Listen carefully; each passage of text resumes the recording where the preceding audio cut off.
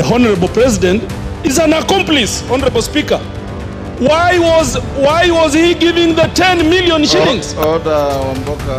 Kenya's parliament has been silenced, not by lack of business, but by defiance.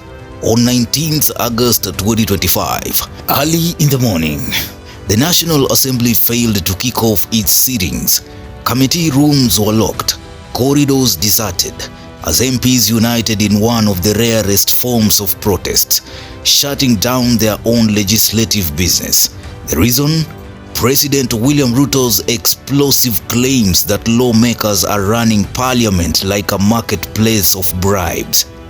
Then in the afternoon, the sitting went on with sharp words directed at President William Ruto over his accusations that parliament is a den of thieves and corrupt parliamentarians. This house is self-regulating through the committees of powers and privileges chaired by none other than the Speaker himself. Mr. Speaker, this house has done well. As a National Assembly, we've risen to the occasion. When we called out on Shah, during Adani, now the committee on PAC has done very well with e-citizen, and my guess is good because I think that is where the rage is coming from. They have come out to unmask the culprits of e-citizen and how money is being stolen. The last time MPs actually engaged in committee work was back on August 15th, when the NGCDF Select Committee summoned officials from Northeastern. Since then, nothing. This dramatic boycott is the direct response to President Ruto's accusations. Just a day earlier, on August 18th, he alleged that MPs demanded 10 million Kenyan shillings to pass the anti-money laundering bill. He went further, claiming a county governor had parted with a staggering 150 million Kenyan shillings to tilt Senate proceedings.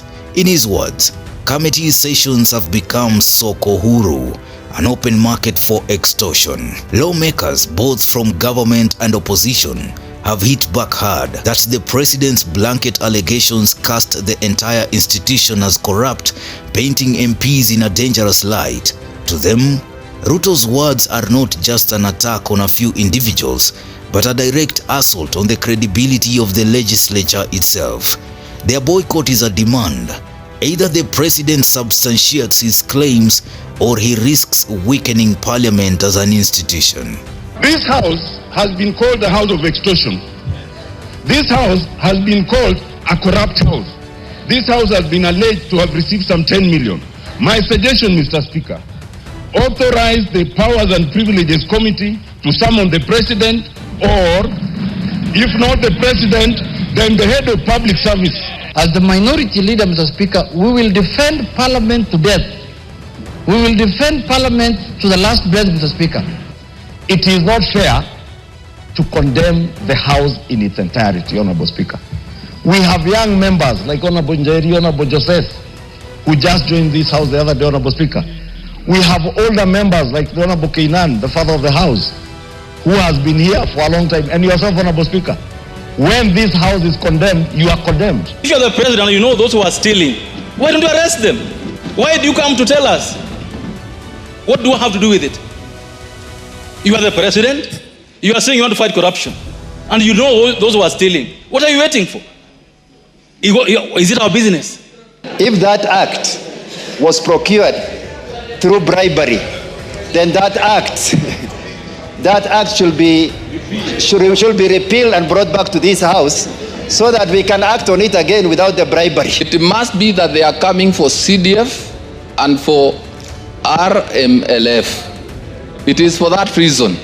2, it must be that they want to salvage their political aspirations at the expense of the members. They must have realized that many members perhaps are unpopular, and so they want to throw them under the bus. Interestingly, the Senate took a different approach. Its committees went ahead with scheduled stakeholder engagements, choosing not to shut down. But beneath the surface, senators too are unsettled. After all, The president specifically pointed to Senate proceedings where 150 million Kenyan shillings allegedly changed hands. The difference is in strategy. Where the National Assembly opted for a complete freeze, the Senate seems to prefer managing the storm from within. Let the president come before a committee of parliament.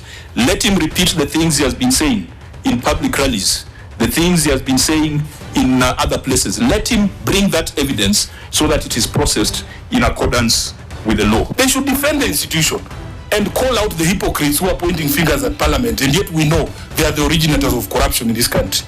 Both speakers of the House must be put on notice that they are working on a very dangerous path, and members are thinking otherwise, that if this accountability is taken a notch higher, they might become the casualties of what is happening, and they will go before we go. When it comes to the institution of parliament, the speakers must stand up so that the public can know whether these allegations are true. And if they are not going to do it, then I am sure these members will do unto them what they did to Gachagua. This isn't a squabble between politicians. It goes to the heart of Kenya's checks and balances. Parliament's role is to oversee government spending, to scrutinize bills and to hold the executive accountable. If the president believes committees are dens of extortion, then the very mechanism of accountability is broken. And if MPs respond by downing tools, the system grinds to a halt. Ordinary Kenyans are left wondering, who then is watching the executive? Remember, these remarks are not isolated. Just days earlier, during the devolution conference in Homa Bay, Ruto openly accused Parliament of being riddled with corruption. He even roped in the judiciary, suggesting extortion and bribery had reached every corner of governance. He has insisted there will be no sacred cows and called on the Ethics and Anti-Corruption Commission to move swiftly. But the boldness of his words now collides with the anger of MPs who see this as political humiliation. The standoff now raises real questions. Will the National Assembly resume business without an apology or evidence from the president? Will the Senate continue with quiet resistance? Or will this moment force Parliament to finally clean up its house under the spotlight of public pressure? For Kenyans, this drama is more than theater. It is a test of the country's institutions. Can Parliament defend its integrity while answering allegations of corruption? And can the president wage war on graft without crippling the system meant to check his power?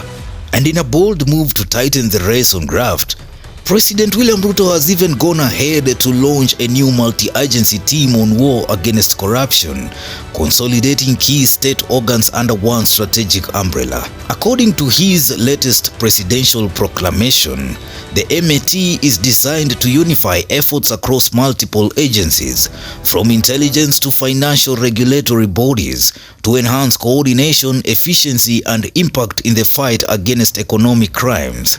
The team will be chaired by the Executive Office of the President, with the Attorney General's office serving as Secretariat. Key agencies brought together under this initiative include National Intelligence Service, Ethics and Anti-Corruption Commission, Office of the Director of Public Prosecutions, Directorate of Criminal Investigations, Financial Reporting Center, Asset Recovery Agency, Kenya Revenue Authority, Central Bank of Kenya, Public Procurement Regulatory Authority. The proclamation allows for additional agencies to be co-opted as needed. The MAT is charged with increasing cooperation and coordination among member agencies, engaging both public and private sector partners, identifying and mobilizing resources to support operations, sharing best practices in battling corruption, developing communication strategies to inform citizens about anti-corruption successes, and collaborating globally on asset recovery and tackling economic crimes. Funding, as President puts it, will be sourced from the existing budgets of participating agencies, supplemented by other support avenues as necessary. While the MAT has been hailed as a decisive step, not all voices are supportive. Saboti MP Caleb Amisi sharply criticized the move as self-serving. He argued that having the president both form and chair the task force undermines its credibility, calling it the most obnoxious lie you can serve Kenyans with. What do you think? Drop your comments. Newsroom, Maisha TV, Bushabi Jr.